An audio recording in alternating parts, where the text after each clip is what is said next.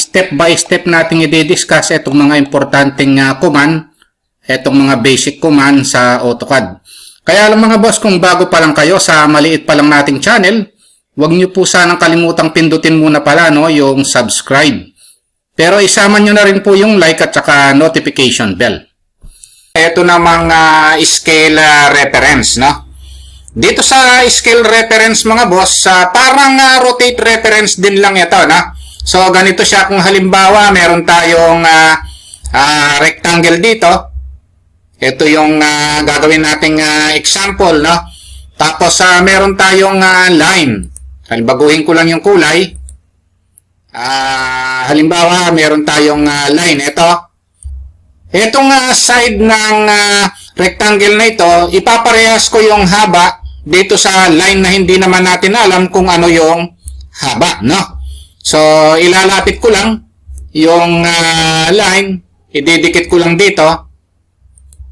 So, itong line yung magiging final length nitong side ng rectangle, no?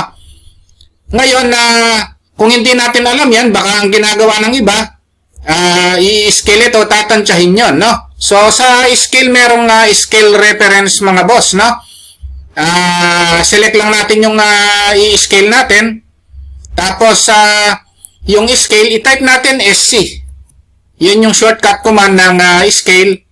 Ngayon, magbe-base point tayo rito, no? Sa end nitong rectangle.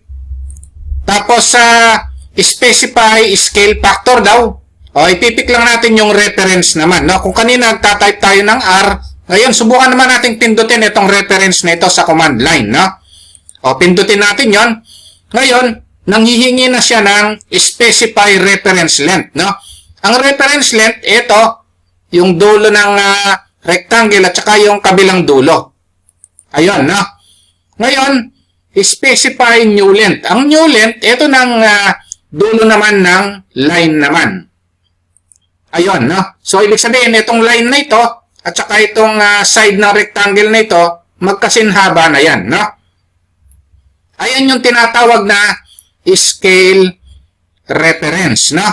So, dito sa actual job ng plano mga boss, na-encounter ko rin ito, no? Bihira nang ma-encounter ito, pero nangyayari sa actual job, no? Sa opisina, sa paggawa ng plano, no? Halimbawa, ilagay lang natin ditong planong ito, ikakopy ko lang. Na-encounter ko ito, pero kung kayo ma-encounter nyo ito, at least alam nyo na, no? Halimbawa ito, accidentally na-scale ito.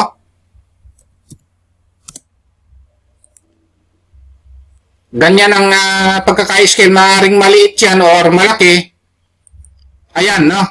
So, instead na 2.5 yung haba nitong side na ito, no? Kagaya nung nasa kabila, naging 2.22 na lang, no? 2.22 meters. So, paano natin ibabalik sa 2.5 meters ito, no? Ito, nandito lang ito mga boss, sa sample lang natin, ha? Pero ito yung magiging final length natin, no? So, minsan na-save na yan, no? Naging na-save na yan, kinabukasan, nakita nyo na lang sa opisina na ito na ang nangyari. Dapat 2.5 meters ito. Since alam mo naman na itong side na ito, 2.5 meters ito, gagawa ka ng line ngayon, maglaline ka ng 2.5 meters. Magmula rito, sa end na ito, papunta ron, no? Na 2.5 meters. So, itatype mo lang ng direkta, 2.5, then enter. So, yung 2.5 meters na yan, ito yon. Hulayan ko lang ng iba para makita natin. Itong dilaw na ito. Ayan yung 2.5 meters, no? So, ito naman, sa pulang ito, 2.22 meters. So, ito yung magiging final length natin ngayon. So, paano natin gagawin yan, no? So, ganito ang gawin nyo mga boss. Kung na-encounter nyo ito, select nyo lang yung plano. Tapos, gawin natin yung ginawa natin kanina, no? So, yung scale, SC. Tapos, specify base point. So, base point tayo rito. Tapos, specify scale factor, no? So yung scale factor niya, magre-reference tayo ngayon, pipindutin natin yung reference. Gaya na sinabi ko kanina, pwede nyong i-type yung R, no? Pero sa ngayon, titik na natin yung reference. Yung reference sa length natin ngayon, ito, at saka itong nasa 2.22 na ito, no? Ito.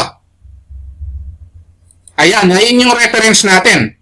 Yung new length natin ngayon, na hinihingi niya dito sa command line, okay, pick na natin yung kabilang dulo na nag-line tayo ng 2.5, no?